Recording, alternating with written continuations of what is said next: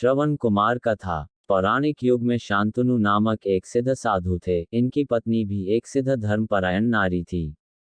कहानी उस समय की है जब शांतनु और उनकी पत्नी बहुत वृद्ध हो चुके थे और उनकी आंखों की रोशनी भी चली गई थी।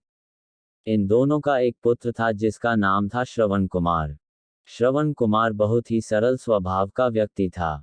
माता पिता के लिए उसके मन में बहुत प्रेम एवं श्रद्धा थी। वो दिन रात अपने माता पिता की सेवा करता था। अपने माता पिता का बच्चों की तरह लालन पालन करता था। उसके माता पिता भी स्वयं को गौरवशाली महसूस करते थे और अपने पुत्र को दिन रात हजारों दुआएं देते थे। कई बार दोनों एक दूसरे से कहते कि हम कितने धन्य हैं कि हमें श्रवण जैसा मातृभक्त पुत्र मिला, जिसने स्वयं के बारे में ना सोचकर अपना पूरा जीवन वृद्ध नेत्रहीन माता पिता की सेवा में लगा दिया।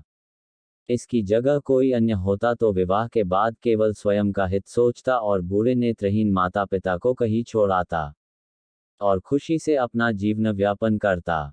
जब ये बात श्रवण ने सुनी तो उसने माता पिता से कहा कि मैं कुछ भी भिन्न नहीं कर रहा हूँ, यह मेरा कर्तव्य है। जब मैं छोटा था तब आपने मुझे इससे भी ज्यादा अच्छा जीवन दिया और अब मुझे यह सौभाग्य प्राप्त हुआ है कि मैं आपकी सेवा करूं।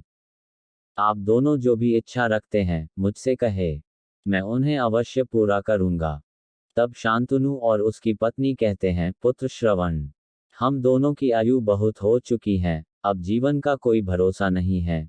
किसी भी समय हमारी आंखें बंद हो सकती हैं। ऐसे में हमारी एकमात्र इच्छा है, हम तीर्थ यात्रा करना चाहते हैं। क्या तुम हमारी यह इच्छा पूरी कर सकते हो?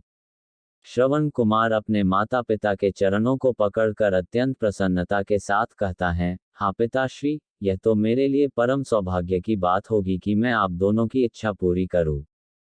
श्रवण अपने माता पिता को तीर्थ करवाने हेतु एक कांवड़ तैयार करता है जिसमें एक तरफ शांतनु एवं दूसरी तरफ उनकी पत्नी बैठती हैं और कांवड़ के डंडे को अपने कंधे पर लादकर यात्रा शुरू करता है। उसके हृदय में माता पिता के प्रति इतना स्नेह है कि उसे उस कांवड़ का लेश मात्र भी भार नहीं लगता। अपने पुत्र के इस कार्य से माता पिता का मन प्रसन्नता से भर उठता है और वे पूरे रास्ते अपने पुत्र श्रवण को दुआएं देते चलते हैं। तीर्थ करते समय जब वे तीनों अयोध्या नगरी पहुंचते हैं तब माता पिता श्रवण से कहते हैं कि उन्हें प्यास लगी है। श्रवण कांवड़ को जंगल में रखकर हाथ में पत्तों का पात्र बनाकर सरयू नदी से जल लेने जाता है। उसी समय उस वन में अयोध्या के राजा दशरथ आखेट पर निकले थे और उस घने वन में वह हिरण को शिकार बनाने के लिए उसके पीछा कर रहे थे।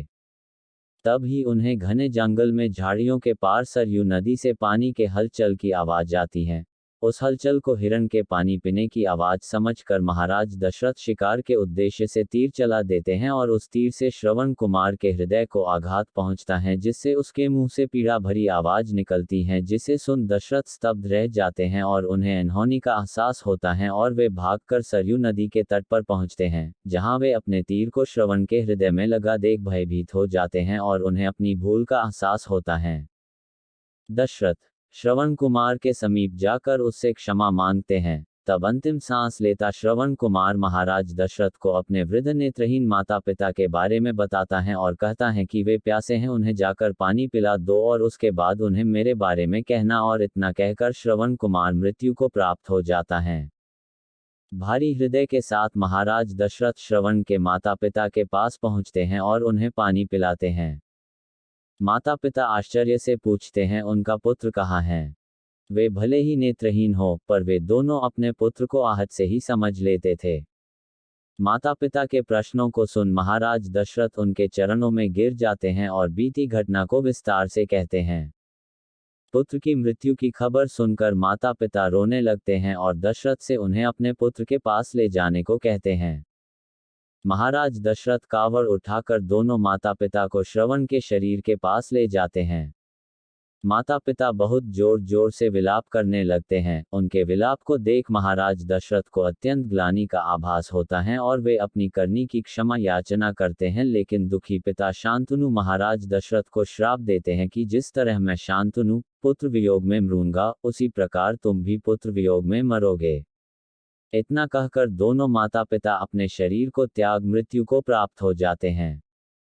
महाराज दशरथ श्राप मिलने से अत्यंत व्याकुल हो जाते हैं और कई वर्षों बाद जब उनके पुत्र राम का राज्य अभिषेक होता है, तब माता कैकेयी के वचन के कारण राम, सीता और लक्ष्मण को 14 वर्षों का वनवास स्वीकार करना पड़ता है और इस तरह महाराज दशरथ की मृत्यु भी पुत्र वियोग में होती है। अपने अंतिम दिनों में उन्हें शांतनु के कहे शब्द याद आते हैं और वे राम के वियोग में अपना शरीर त्याग देते हैं।